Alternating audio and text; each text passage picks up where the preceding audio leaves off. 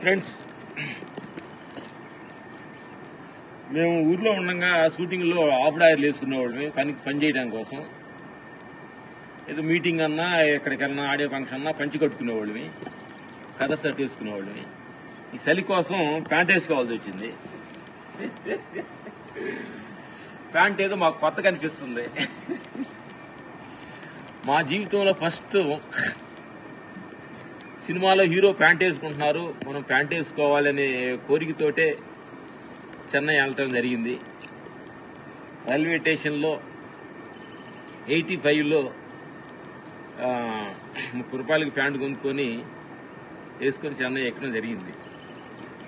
నా మిత్రులారా, జీవితం అనేది ఏంటంటే ప్రతిదీ కూడా మన కోరిక పుట్టాలి, దాన్ని అనుభవించాలి, దాన్ని వదిలేయాలి. ఆ కోరికను అలా పట్టుకొని ఏలాడుతూ ఉండాం అనుకోండి, ఇంకో నెక్స్ట్ కోరికలోకి వెళ్ళలేవు. జీవితం ఏంటంటే ప్రతిదీ కూడా చూడాలి, దానిలో లోటుపాట్లన్నీ తెలుసుకోవాలి, మంచి తీసుకోవాలి, చెడుని అనుభవంలో తెచ్చుకోవాలి, దాన్ని వదిలేయాలి. నా మిత్రులారా, జీవితం ఏంటంటే ప్రతిదీ కూడా మనకు ఒక పెద్దవాళ్ళ శిక్ష పాఠమే. ప్రతిదీ కూడా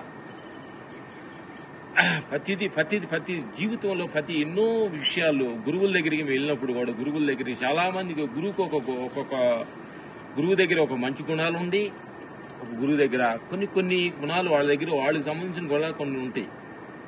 ఆడి తప్పులన్నీ ఆ గురువు దగ్గర తప్పు గుణాలన్నీ మనం పేర్లు పెట్టి చూసి ఆయన అలాంటోడు ఇలాంటోడు అని చెప్పి మనం ఆయన తప్పులు ఎత్తకుండా మనకు నచ్చింది ఏదో, మనకు ఉపయోగకరంగా ఉన్న ఏదో ఆ మాటలు, ఆ సత్యాన్ని తీసుకుని బయటికి వెళ్ళిపోయి మన ఉపయోగకరంగా మన జీవితాన్ని కొనసాగుతూనే వెళ్తూ ఉండాలి. అలాగే ప్రపంచంలో ప్రతి మనిషి దగ్గర గురువులనే కాదు, సాధారణ మనిషి దగ్గర ఏదో ఒక మంచి గుణం ఉంటుంది, ఏదో ఒక మంచి అతని దగ్గర మంచి అనుభవం ఉంటుంది.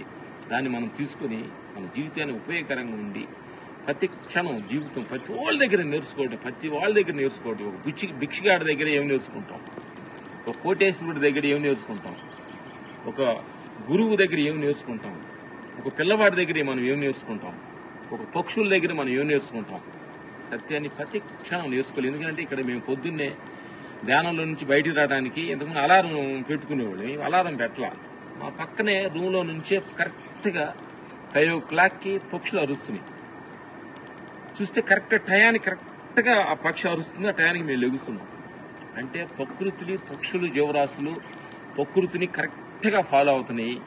మనమే ఫాలో అవ్వట్లేదు కాబట్టి మనకి ఇన్ని హాస్పిటల్, ఇన్ని ప్రాబ్లమ్స్ మనకు ఉన్నాయి. కాబట్టి అందుకని ప్రకృతి, నేచర్ని మనం కానీ ఫాలో అయితే అన్ని కరెక్ట్గా ఉంటాయని సత్యం చెప్తుంది. ఈరోజు మాట్లాడేది నమ్మకం.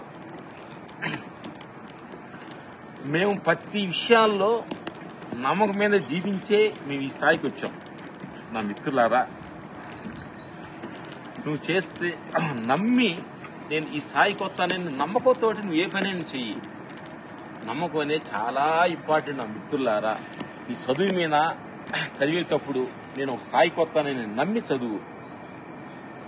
నీ స్పోర్ట్స్లో పాల్గొన్నప్పుడు నేను ఒక గోల్డ్ మెడల్ తీసుకుంటానని ఒక నమ్మకంతో పని చెయ్యి, స్పోర్ట్స్ పని చెయ్యి. అట్లాగే నా మిత్రులారా, నమ్మకం అనేది చాలా అద్భుతమైన విషయం అన్నమాట. భార్యాభర్తలు నమ్మితే ఆ ఫ్యామిలీ చాలా చక్కగా ఉంటుంది.